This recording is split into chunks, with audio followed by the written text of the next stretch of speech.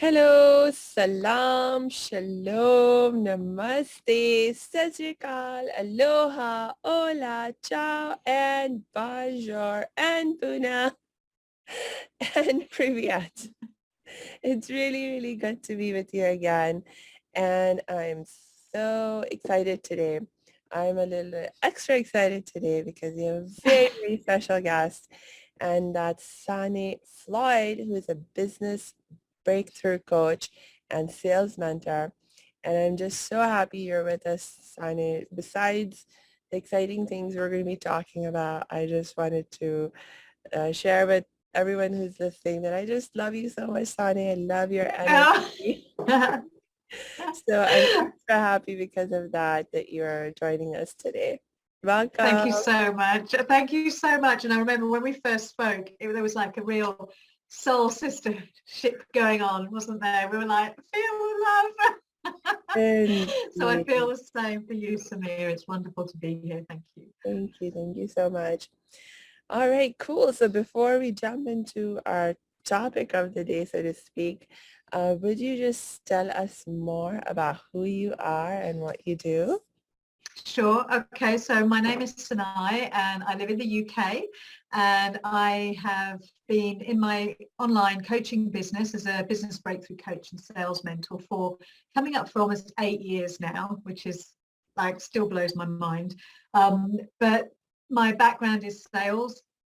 So I have been actually 25 years coaching, mentoring and training in sales, both in the corporate and then coaching entrepreneurs in the online space. And yeah, so in a nutshell, my job is that I help coaches to sell their coaching. And as you say, to make it fun and easy, because that's what it's supposed to be. So that's what I love. I bring the passion in to my clients' work so that when they're coming from that energy, then the sales is fun and easy because they're just operating from that space of authenticity and passion. That is so cool. Okay, so I'm just going to ask you to share with us like maybe a big problem that you see your clients struggling with because of which they're not able to be in that energy when they first come to you. Yeah, so I think that the biggest thing, I mean, most people say, I want to attract clients, I want to make more sales, and I want to like lose the mindset of being feeling out of integrity or the discomfort of talking money. So they might feel greedy, and there's all this kind of ickiness and sleaziness that is loaded into the whole subject of sales and selling. So that's what they come to me wanting. What we do initially is, and part of the kind of really the thing that I bring to my clients is alignment. So they come wanting more sales and sales skills and coaching around sales. But what they actually go away with is that, but also the core fundamental, which is alignment. Mm, Now, when I talk about alignment, what I mean by that is that absolute crystal clarity in exactly what you're here to do, who you're here to help, your passion, your purpose. When you're in alignment with that, then you're in that space, that energy of alignment, which makes you very magnetic. And it's what makes you unstoppable. You feel like you can move mountains when you have that energy of passion and purpose kind of driving your business, driving your actions. mm, So that's what I would say is the biggest challenge for people is drilling down. yeah, It's a lack of clarity in their true niche and their ideal client. So that's the answer. That's yeah. when you drill it down, it's that lack of clarity, which is actually a lack of alignment. Yes. And I I've worked with so many coaches and business mentors at this point in time, and pretty much everyone gives the same advice because it's excellent advice that, especially when you're a small business Mm-hmm. person, it's really, really important that you become super, super clear about who your ideal client is and what your niche is going to be. And it would theoretically seem to be like a fairly simple thing to do. But it turns out to be extremely challenging. Yeah. And I know for me, a lot of that had to do with like, so when a coach said something along those lines to me, if I remember, the first time, it was like, okay, who are you going to serve? Who's, going to be the niche what's the niche that you're going to work with or work in? It was like, I don't know. I mean, I had some vague sort of ideas because I wanted to help everyone. Yes. And so then they gave me some ideas for how I could figure it out, but they were all very like um the methodologies were like, okay, you can look at what identity labels people identify themselves by, because it's really good if you can get a group of people that has a strong identity label, because that makes marketing fun and easy. And then they give me some other tips for how you could identify, a niche. But for me, I ended up getting more confused. Hey, thanks for tuning into this episode. Hope you're getting value out of it. For your information, this episode has been sponsored by the Happiness 101 program. Are you a change maker, coach, trainer, or healer? Are chains of fear holding you back from making the impact and income you desire? Using a unique combination of positive psychology and the spiritual wisdom of our most effective change makers, the Happiness 101 program helps you break through your limiting beliefs and manifest the abundance and success you desire with fun and ease. Interested? Book a free Happiness 101 exploration call with me, your happiness expert, Samia Bano. Just use my online calendar link in the show notes. Now, back to the show. Yeah, it's so confusing, and all of that, it makes me cringe. It makes my toes curl, because it really is about what these methodologies are showing you or teaching you is the answers are out there. The answers are out there somewhere. You've got to apply this methodology or try this system or answer these questions. And it has us looking externally for our answers. And what the truth is when you can turn inwards and go in, the answers are all inside of you. And what I've come to understand, and there's so many reasons, there's multiple reasons why it's so challenging to kind of tap in. But essentially, your niche is a combination of two things. And that when you get this under sort of right, that's when you have a very valuable proposition for your ideal client. So the niche comes from two things. It's a combination of your skills, the skills that you've learned through life. Like for me, my niche comes from a combination of my skill set of selling. So I've been in sales all my life. Many people's skill sets have come from their professional background, their experience in life. They've navigated their own struggles, so they've learned and honed these skills. They've learned about nutrition. I saw you had a nutrition coach recently, and she's learned this knowledge and this wisdom and this skill that is important. That's one factor. So when you combine it with the important piece, which is your gift, we're all born with a unique gift, and that gift is expressed wholeheartedly in childhood, until at some point we get told inadvertently, or we learn by mistake, that gift in as we express it makes it us too much or not enough. Yeah. So we swallow the gift, we hide it, we dim the light. And so from what my experience and how I help my clients with this topic is, you've got to look at the struggles that you've gone through repetitively throughout your life. Because every one of those struggles is life trying to show you your gift. So you'll notice there are themes and commonalities that weave those experiences, those challenging times together. And it may be how you respond or how you show up or how it hurts you, whatever it is, there is a theme that connects all of them. When you can drill into that, you realize that, oh my God, all of those challenges, all of those struggles, all of that pain was life trying to show me where I needed to show up more or heal more or grow. So it's often that final catalytic pain where you then got kind of thrown out the other side, awakened, enlightened in some way, changed, and that's what sets you on a journey to wanting to be a coach, for example. Yeah. So when you can weave those things together, you've realized that was my gift, and when I combine it with the skill, then I have a very valuable proposition. And your ideal client, just to complete this piece, is always you. Is always you from a previous point in your life. So this is why it's not about looking externally of like, oh, what are the best bits of all my favorite clients that I've served? It's irrelevant. It's going in and saying, what are my values? What do I want? What have been the pains that I've experienced? Yes. And how do I want people to feel as a result of working with me? Right. All of the answers come from within.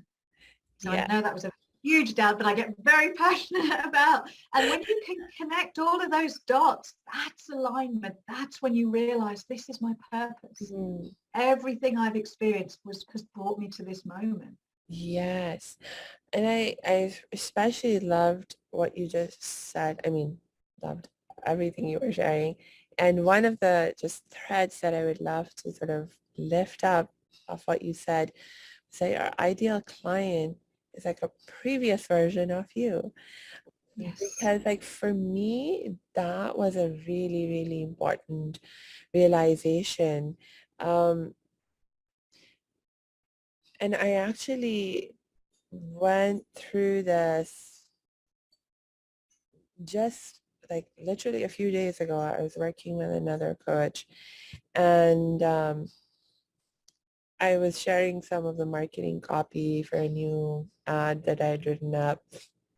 And my coach was like, he knows me really well at this point in time. And he was like, Samia, you're forgetting your ideal client.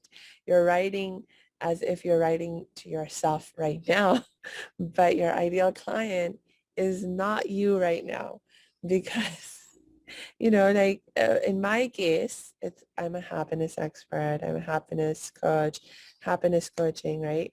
And so in my case, what's happened is that at this point in time, my level of happiness and inner peace is just way higher than most people's. And I'm not saying that to show off. It's just, I'm saying that as a factual thing.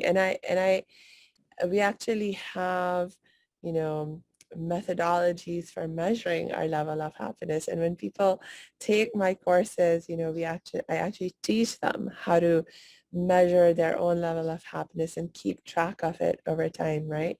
And so, and there's lots of research that's gone into, how you create these measurements and, all that.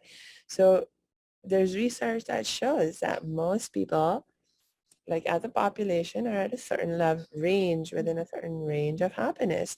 And so a very simple level, if I were to explain it, if you think about it as a scale of 1 to 10, 1 being completely miserable and unhappy and depressed, severely depressed, and 10 being as amazingly happy as you can imagine being. Most people are somewhere in the 6 to 8 range. They're not actually depressed, but there's room for improvement in their level of happiness. So that's just factually where most people are. And because I'm surprised that's so high, to be honest. It varies, of course.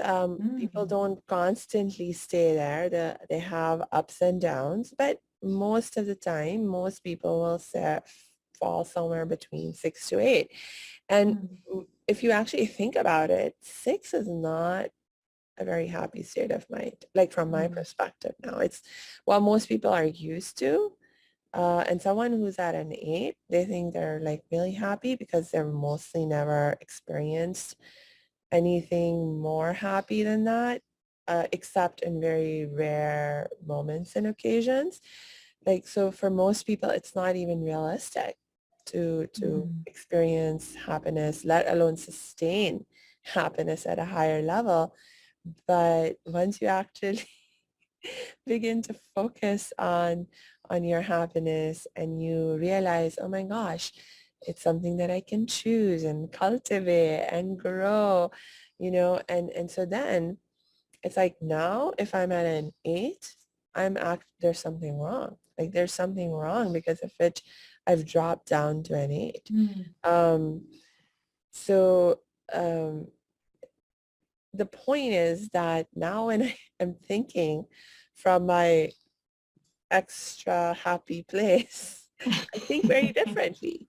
I think very Yes. differently from most people. And so I have to keep reminding, and thank God my coach was there to remind me that, Samia, no, you have to go back to how it used to be for you and right from that place. Yes, yeah. And I think that's so important, because ultimately that's when you recognize that, yeah, my ideal client is me from a previous point in my life.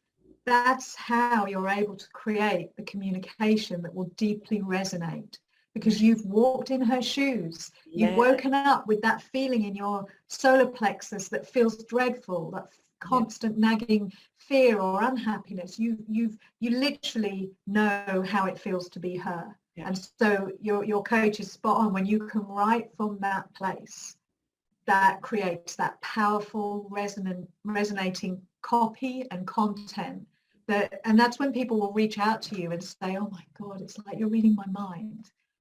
And that's when you think, yeah, I've nailed it, because that's what you want to hear. You want to be able to talk to people at that level where they think it's almost like, one of the things I say a lot to my to people is, don't get hung up on the numbers in terms of engagement, mm, because your ideal clients, they're watching you, but they'll never engage on your stuff yeah, because they're dealing with what's going on. They don't want anyone to know what's going on for them. They're in their own pain. They're dealing with their own stuff. So they're not going to engage on your content, but they are watching you. And it's about trusting that. yeah, And they're the ones that will reach out to you out of the blue. You'll have never heard of these people. And all of a sudden they're reaching out saying, thank you so much for that post. It really spoke to me today. How can I work with you? that's And right. that's when you start to attract people, because you're talking to that part of them that Yeah. they're trying to keep secret, but because you've been there. Yeah, and you actually just made me think about another case. I was recently connecting with another coach. She was a fellow soul sister, and she made some posts about boundaries, having boundaries and what it means from her perspective to have healthy boundaries or not. And, she's an intensely spiritual person. And so she was writing from that very spiritual perspective. And when I read her posts, I immediately saw what she was saying. Like I understood what she was saying. It made total sense to me. And, I responded to her and I was like, oh, yes, yes. And I said, said some additional things. And she was like, yes, Samia, you get me. That you're exactly on point. We were totally on the same page. But turns out that that the post actually went viral in her circles. And actually most of the people who were responding to her were responding like lashing out, because again, most people are not grounded in that in highly spiritual perspective. Mm.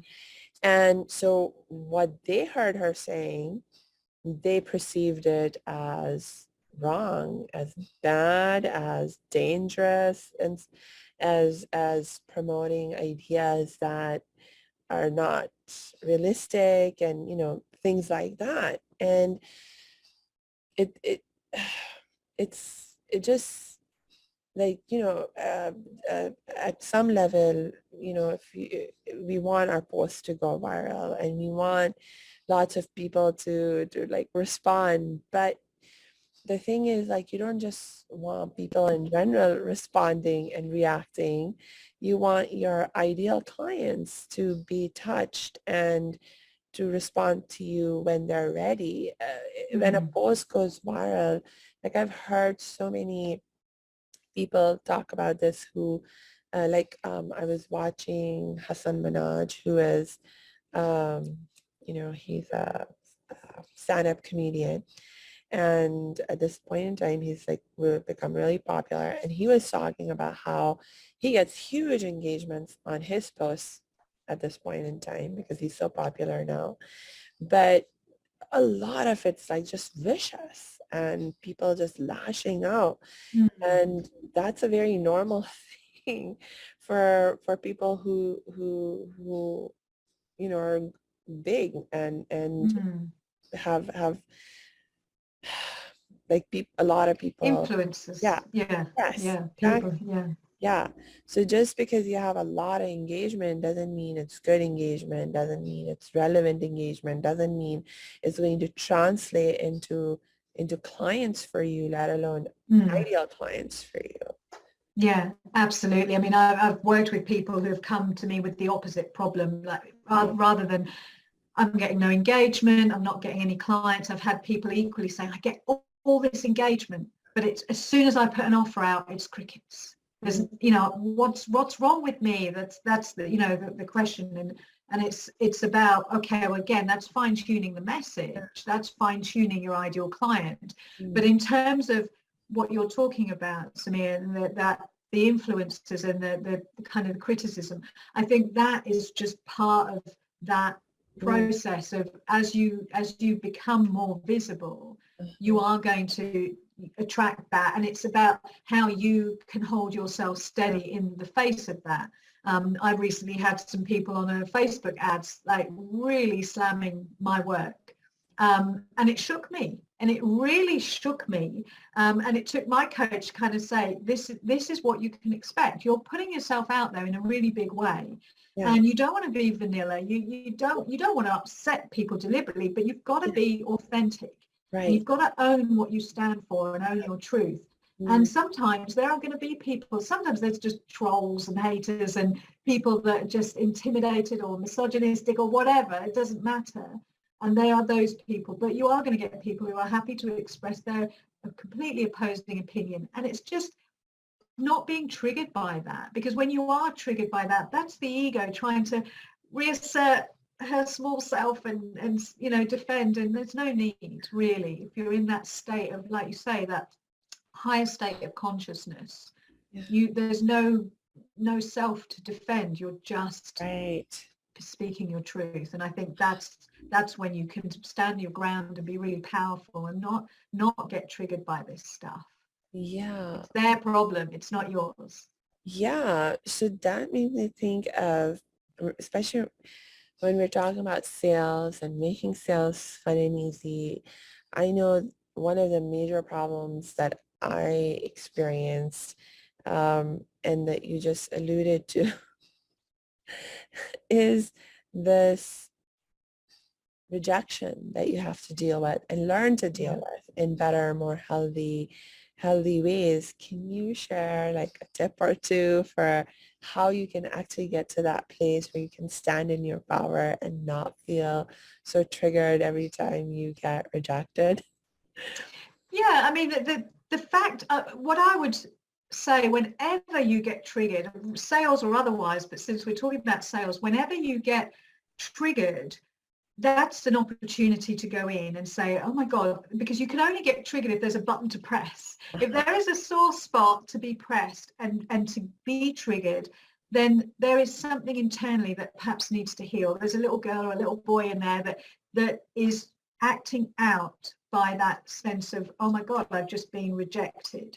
So it's worth looking in and thinking, right, what part of me feels hurt by that? Yeah, Because it's not a rejection of me as such, as this person's made a decision, and that's fine. So right. there's that side of it. It's doing that deep healing to say it's okay, they're not for me. The other thing I would say is you can have a reframe here as rejection is protection, because in their rejection of your service, they could be an absolute nightmare client to work with. And so as they reject you, you get to move on and find that next perfect client Mm, who just lights you up to work with. And this person clearly is not for you. Otherwise there'd be a resonance. There would not be a rejection. So right. again, rejection is protection. You can see it in those terms. But yeah, it's always about looking at, okay, it's just this one said no, next. You can't never get no. You know, you're always going to just have people that are perhaps tire kickers or time wasters or just, you know, can't afford you, whatever. So Yeah. it's about just saying that's okay. It doesn't put Uh, me in a different position to before the call. It was just, you know, I'm in the same position whether they said yes or no. yeah, that's right. That's right. And I just was like a memory strongly came up for me right now. I was a relatively new coach, having just recently started my happiness coaching work. It was like maybe 2 years into it or something. And I had actually made a big mistake at that point in time because I had been doing really well, and then I was sort of finished with the amount of time that I had committed to be working with my happiness coach and mentor. And then I was like, okay, I'm going to take a break now from working with a coach because I need to save some money and invest it into growing my business and so forth. And so I was doing that, but it was like, it had been, I don't know, like maybe a year or so since I'd been actively getting coached and mentored myself. And I didn't realize it, but it was starting to have an impact on me. And in this particular case, what was happening, I was at a in-person conference and I was like just talking to people about what I do and so forth, which, um, it was something that I had gotten fairly used to doing. But I got talking with this like one group of ladies, and when I started to talk to them about how, oh, you can choose to be happy no matter what's going on around you, and this is a skill that you can develop, they were like giving me pushback on the idea that you can just choose to be happy no matter what. And I just remember this feeling of something inside of me sort of starting to feel small because of that sort of challenge that I was receiving, and not being able to hold ground in that moment, and just feeling like I was losing my confidence. And Mm. and um and in that moment, I mean, I got through it, but like later I realized, oh, what's happening is that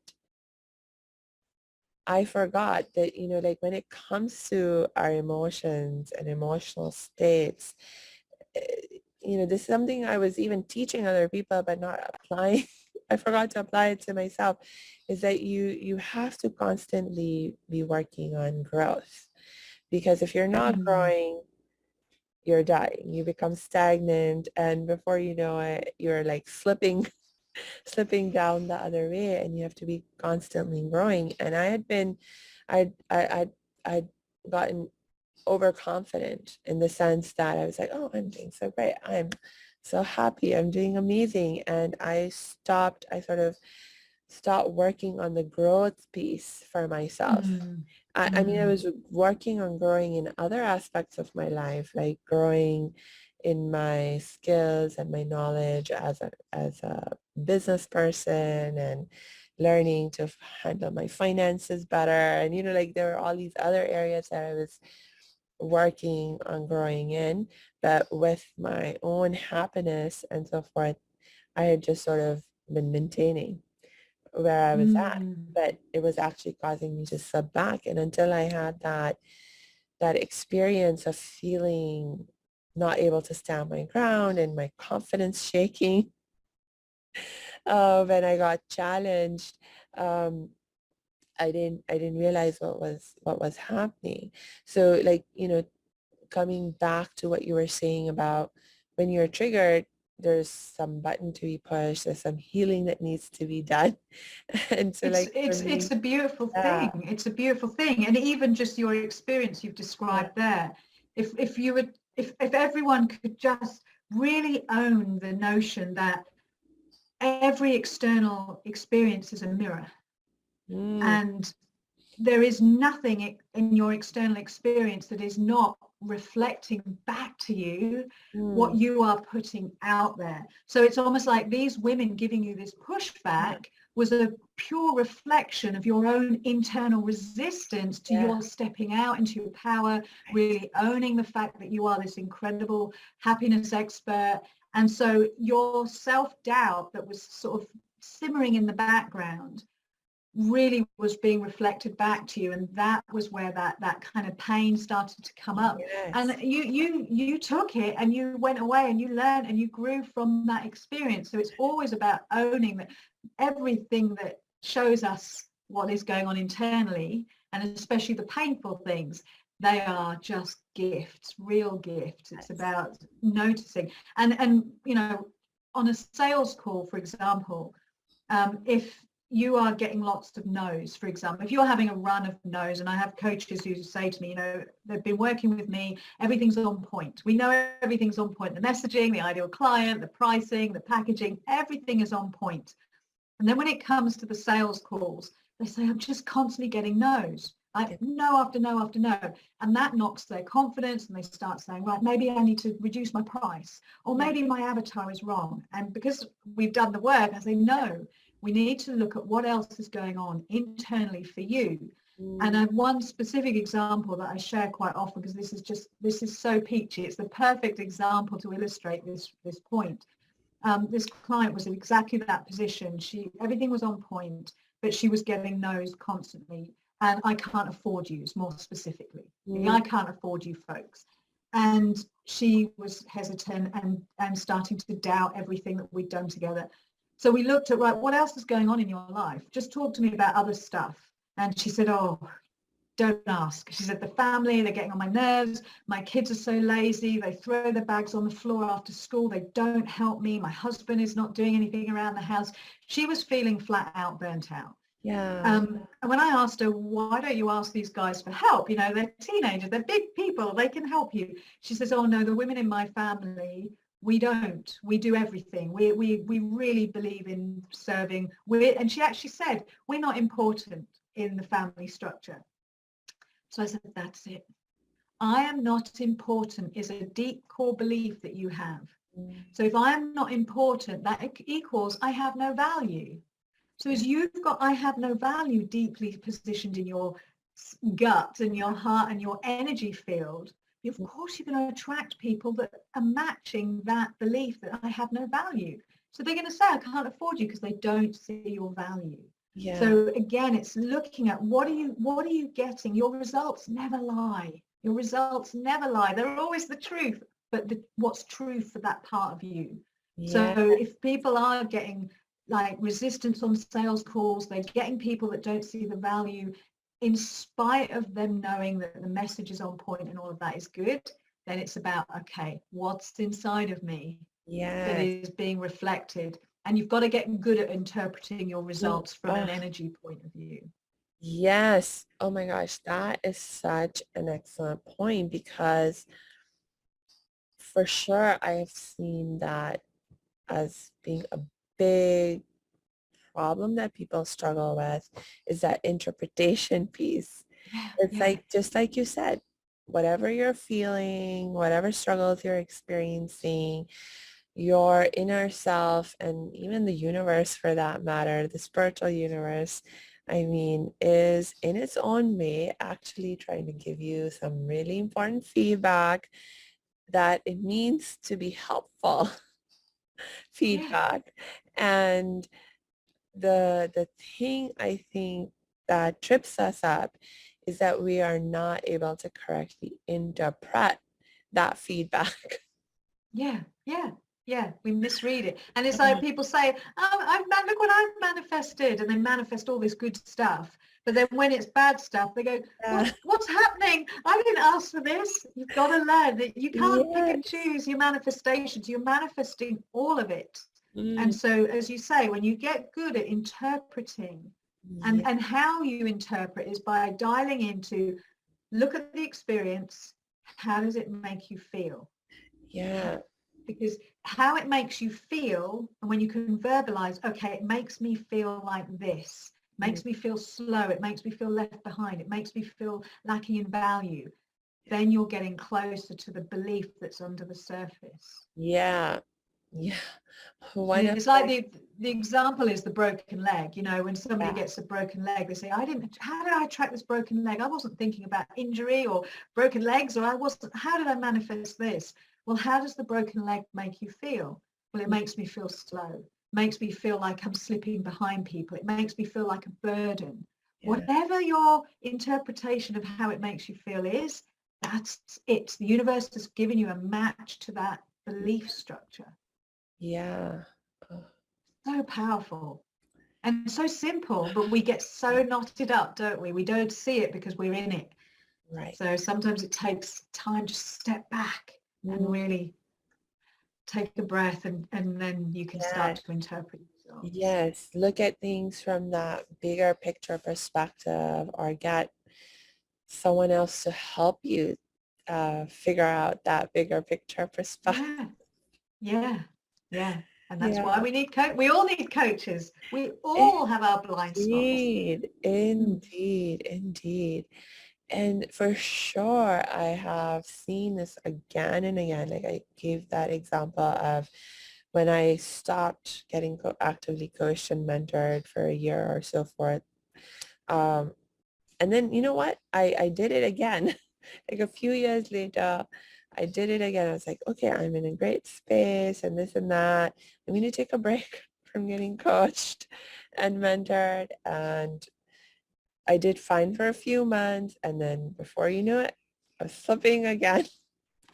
But thankfully, the second time I did that, I got myself much sooner. And I was like, okay, gotta Yes. plug myself back into the system, because it's just about, that system of support and accountability that helps you sort of stay on track. And you just need reminders.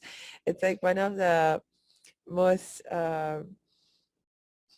I think important lessons that I learned as a Muslim is, again and again in our holy scripture, the Quran, it just says, we created people as forgetful.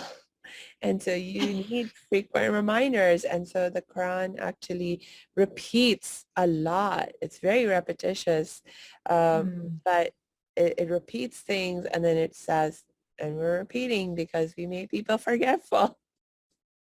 Yeah. So, It's true. And it's the same thing, when you fall in love with, I don't know, a motivational speaker or a particular yeah, book. There are books on my shelves that are so well thumbed because I've read them over and over, or I've listened to a YouTube video, the same one, so many times, because every time I hear it, I'm hearing it from a different level of consciousness. So I yes, get a new message every yes, time, or I hear it and it just lands where it didn't land before. And so yes, repetition, I think, is absolutely critical for this growth.